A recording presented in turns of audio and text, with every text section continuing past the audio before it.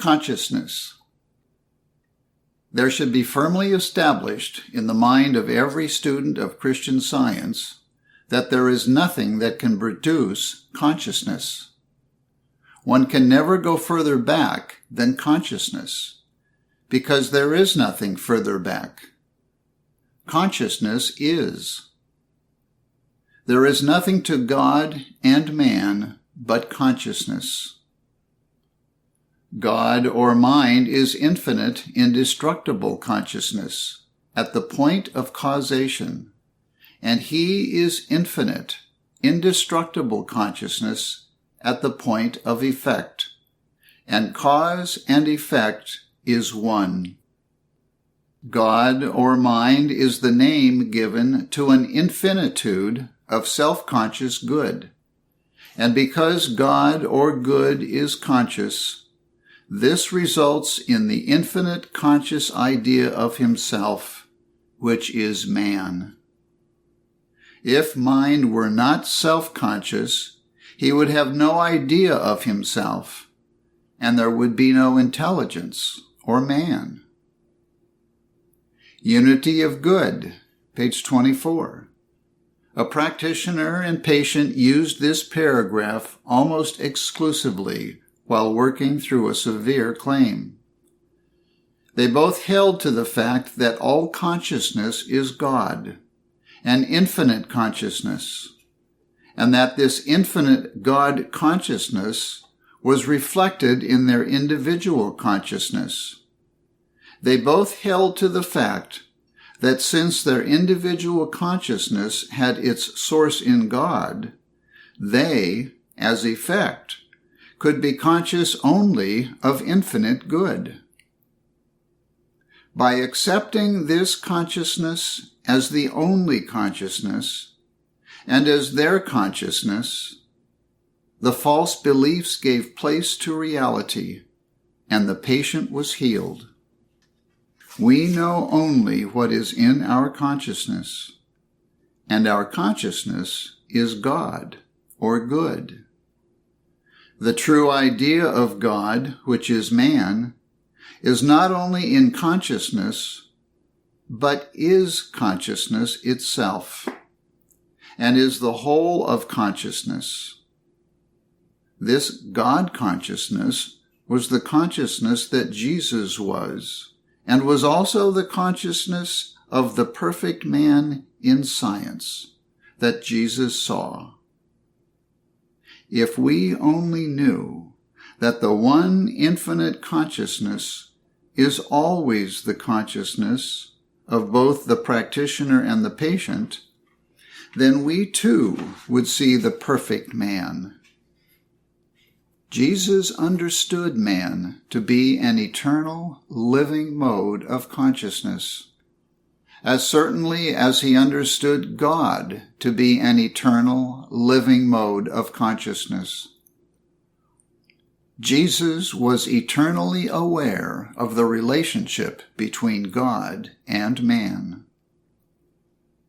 4 days after the decease of Lazarus, Jesus came to the tomb, having excluded from his consciousness the beliefs of death and time and disintegration. Jesus knew that such experiences were unknown to God or true consciousness. Therefore, they were unknown to Lazarus.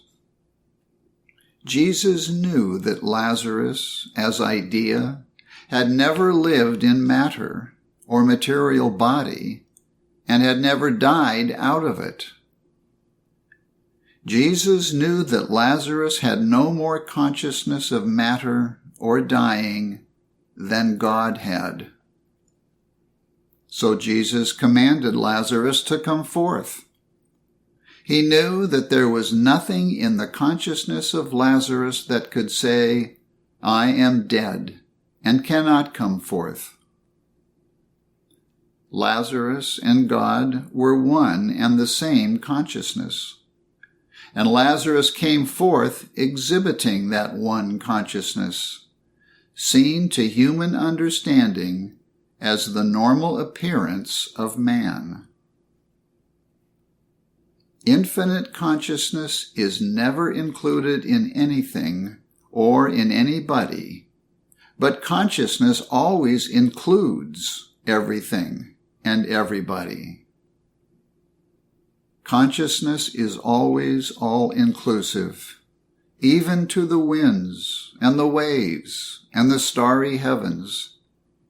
Anything and everything pertaining to a person or a thing that is real or fundamental, the divine consciousness includes it. There was once a student of Christian Science who found it necessary to make a trip around the world. He was far from enthusiastic or happy about it, expressing his fear of seasickness or storms and the dangers of ocean travel. This student failed to remember that the beliefs about man, about the ship, ocean, and storms were all within himself. And because these beliefs were never external to his consciousness, he, therefore, had dominion over them. The practitioner reminded the student that all consciousness is God, and that consciousness is all-inclusive good. That consciousness always has dominion. That the ship, seasickness, and weather could not think of him, but that he, being the true idea of consciousness, had within his consciousness these things only as they are fundamentally. This realization that consciousness is all-inclusive met the false beliefs for the man, and proved also that false beliefs could not affect realities. Everything that God or mind has formed is in my consciousness. Infinite consciousness is ever conscious of all its ideas, and because of this fact, all ideas are in my consciousness. If I need an idea, I have it. And even before I conceive that I need it, I have it. Consciousness never has to recall something, and it never loses anything. Every useful or desirable thing that we have ever needed or known has always been present in our consciousness. Let us suppose that I desire to think of the name of some certain person. A realization that my consciousness is as all-inclusive as God's consciousness is all-inclusive dispels the belief in my consciousness that something is lost or absent when I need it. This person's name will be perfectly clear to me when I realize that there is someone present in my consciousness named the Son of God. Realizing that the person's name is Son of God causes me to remember that his name is James Brown. Infinite consciousness is ever conscious of all of its ideas as they are in their reality. And the consciousness that you have now and that I have now is this infinite consciousness. Our human consciousness is true or false according to our understanding of scientific consciousness, or according to our consciousness as false belief.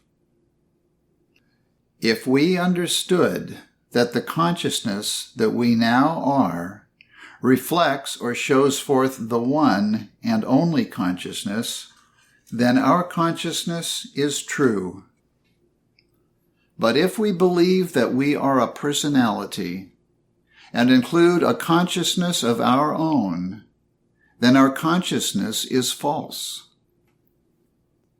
In 2 Kings 4, 42, we have set forth for our use an example of a consciousness operating as understanding, and another consciousness operating as false belief.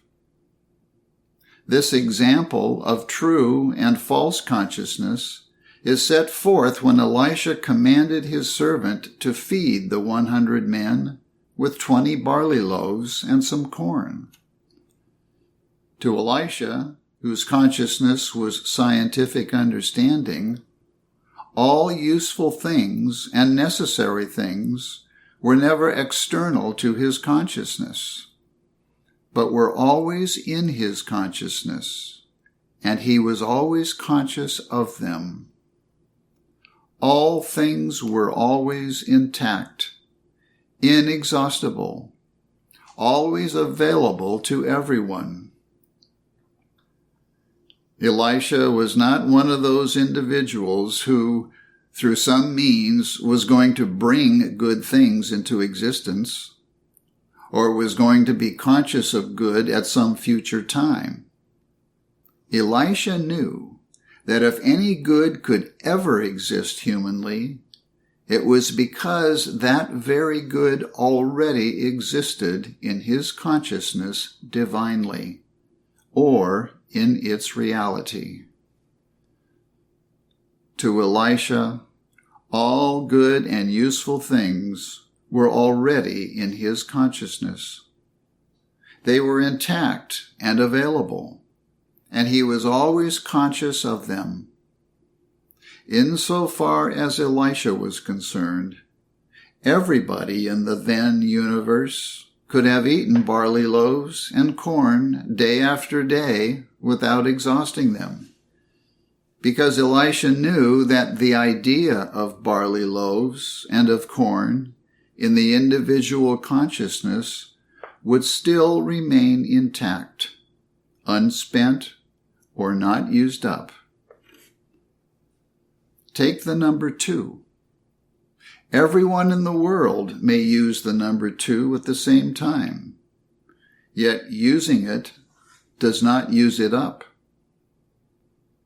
Ideas in consciousness are not subject to diminution or extinction because they are used. There is never less than all good for every one of us. And where do we look for our good? In consciousness. That is where we shall always find it. The kingdom of good is within us and constitutes our consciousness. The consciousness of Elisha's servant corresponded to false belief. He believed himself to be a personality with a consciousness of his own, and all things external to his consciousness. His belief was in meagerness, insufficiency, inadequacy, lack, a belief that anything can be used up or be limited in its extent. The consciousness of Elisha's servant was the human mind's misconception of what good is and where it is. His seeming false consciousness was only his human mind's inverted way of seeing and knowing what really were spiritual facts at hand, and in his own consciousness. As in Elisha's time, so today, we can give to the world the concrete proof that the living, acting, spiritual ideas or facts that constitute our consciousness, if recognized and employed by us, can and will annul the false beliefs about these facts, or annul supposititious consciousness. Because Elisha recognized and utilized the consciousness that is scientific understanding, he gave to the world the concrete proof that the good which constitutes consciousness is always at hand, for the individual to utilize, and is always abundant and unfailing. And today, as in the time of Elisha, truth says to every hungry heart, "Ye shall eat, and shall leave thereof." The so-called material body is not something that fills space. There is only one infinite body, and the belief about this body isn't another kind of body. It is belief only. Belief is not something, but is a belief about something. The only place we can meet belief is in the realm of mortal thought. If I believe that 2 times 2 equals 5, I must meet this belief in mortal thought. The belief is never external to thought. Let us consider indigestion. Indigestion is the identity of belief. That is, indigestion and belief are one and the same thing. Then I handle or meet indigestion as belief, and must meet it in the realm of mortal thought, because belief is never external to thought. Body has nothing to do with indigestion, except as it is the visible expression of what is in mortal thought. All belief is without a believer. God or mind is infinite truth, and mind cannot be the opposite of truth and be belief. Man, being the reflection of truth, cannot include belief. There is in reality no such mode of consciousness as belief. Since the material body is belief in mortal thought only, the thing to do is to improve our belief about the body, and this is done by gaining a higher understanding of true body. A false sense of body must be replaced with a true sense of body. Progress does not destroy a material body. It just dispels the belief that the body we now have is mortal and material and organic and structural. As we clear away our beliefs, there appears to our sight and sense our ever-present glorious body, the body that was seen on the Mount of Transfiguration. A Christian Science healing indicates an improved belief about the body. When we declare facts of truth about God, we should realize that these facts or truth about God is man, is body. God or mind is man. God or mind is body. The body is always the visible expression of the mind. Whatever images of thought are held within our mind, these images are visibly seen in the body, which is the expression of mind. Whenever our body shows us that there is a certain image of inharmony in our thought, then we should immediately replace this false image in thought with the counterfact image or the truth. This process restores health and harmony to our mind, which in turn is visibly manifested in our body. It seems to us that it is the body that ages or grows old, independent of the mind. But man's body or embodiment is but the garment of his thought. The body always visibly manifests the mind from which it is evolved.